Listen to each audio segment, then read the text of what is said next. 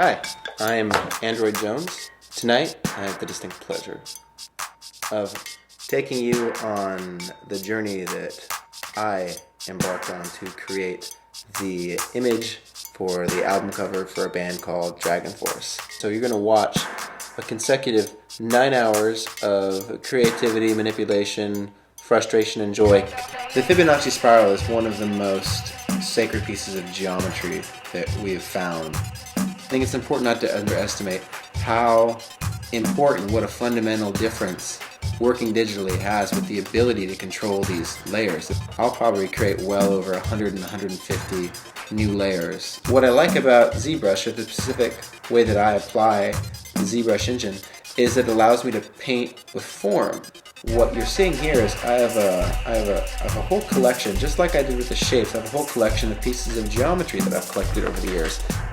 I'm moving these around because eventually my intuitive senses will let me know what's the most appealing. Now here I'm applying a filter under Pixelate called Mosaic.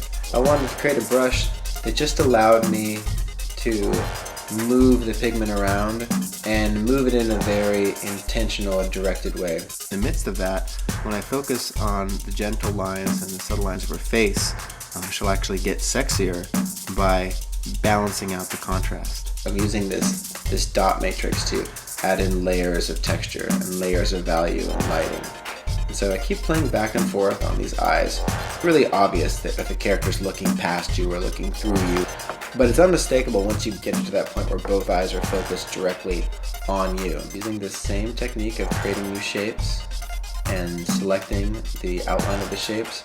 Here, because I'm working with a lot of her armor and her costuming, I'm intentionally choosing very geometric technical shapes. And with the chalk tool, it's a great tool that allows you to take any black and white image, and so this I'm using kind of a peeling, rough, gritty texture.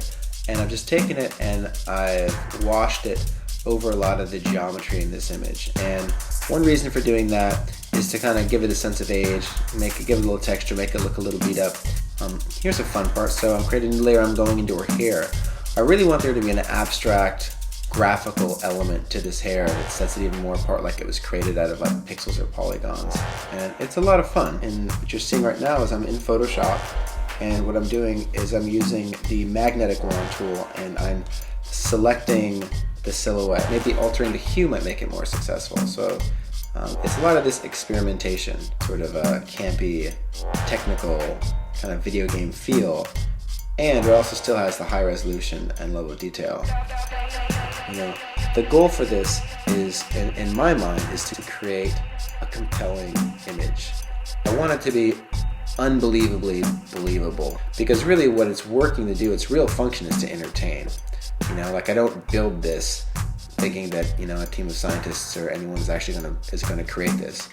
I think allows for a more successful image in the end, because you've been able to take it down all these different paths.